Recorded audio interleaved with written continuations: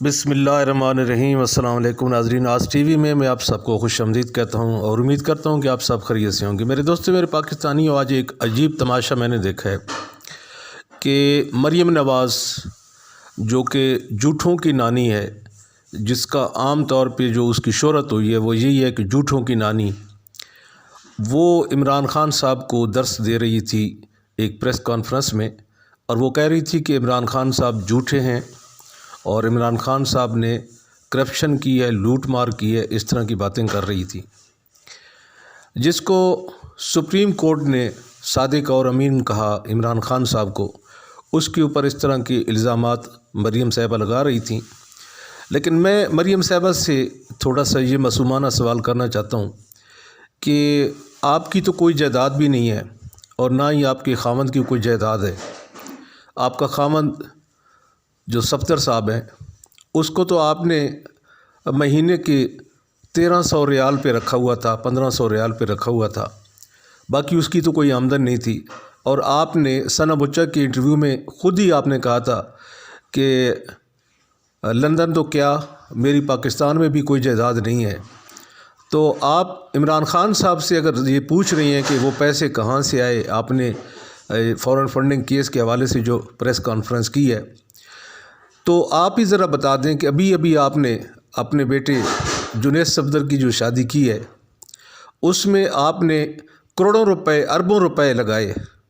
आपके लिबास, आपके जूते पड़ोसी दूसरे मुल्क से आए और इतने अरबा रुपए आपने लगाए अपनी सर्जरियों पे, अपने बेटे की शादी पे, जो अभी रिसेंटली लोगों को याद है, जो अभी अभी आपने शादी की अपने बेटे जुनैद सफदर की, उसके ऊपर जो आपने पाकिस्तान की कौम के खून पसीने की जो कमाई थी उसके आपने पैसे उड़ाए।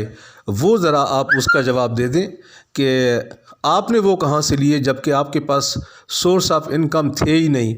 आपने ख़ुद ही कहा था सना बुच्चा के एक इंटरव्यू में कि मैं तो बाप के पास रहती हूँ, मैं तो उनके घर में रहती हूँ, मेरा तो पाकिस्तान में कोई जायदाद नहीं है, लंदन तो क्या पाकिस्तान में कोई जायदाद नहीं है। तो जब आपके पास कोई जायदाद नहीं है और ना ही सफदर साहब के पास है, तो फिर इतने ज़्यादा पैसे कहाँ से आप लेके आई हैं?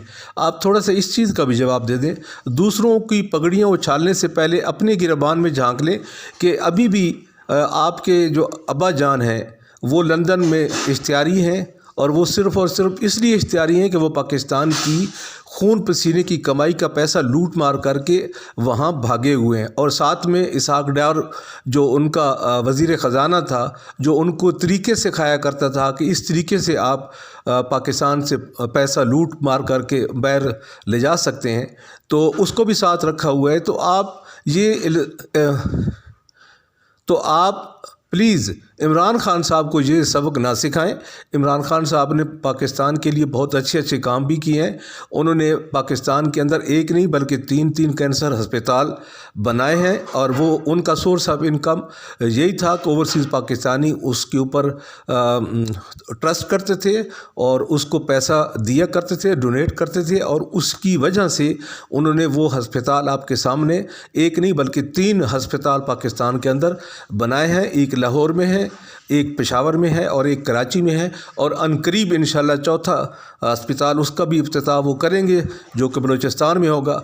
तो इसलिए आप पहले अपने गिरबान में झांकें और अपना हिसाब दे दें। जो आप कह रही थी कि मेरे वालिद साहब ने 3 नस्लों का हिसाब दिया है, तो 3 नस्लों का हिसाब तो क्या, उन्होंने अपनी जो उनकी अपनी एक जान है उसका भी हिसाब उन्होंने नहीं दिया।